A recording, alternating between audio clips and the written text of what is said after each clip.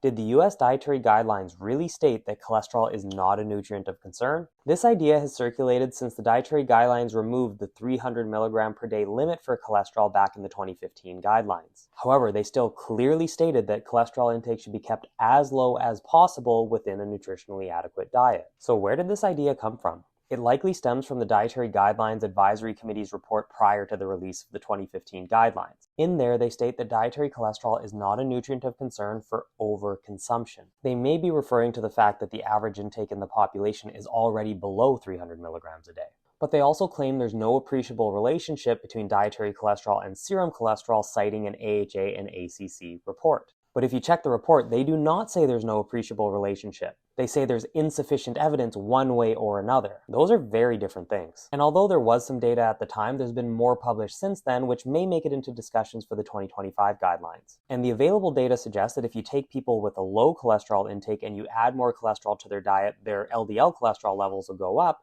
whereas if you take people already eating a lot of cholesterol and add more, it doesn't do much. And there are some genetic differences in how people respond to cholesterol. And some prospective cohort studies suggest a relationship between dietary cholesterol intake and cardiovascular disease, but it is difficult to isolate the effects of dietary cholesterol. So there is some reason to believe that eating cholesterol increases risk of cardiovascular disease, albeit less than saturated fat, and we shouldn't just hand wave that away based on some uncertainty.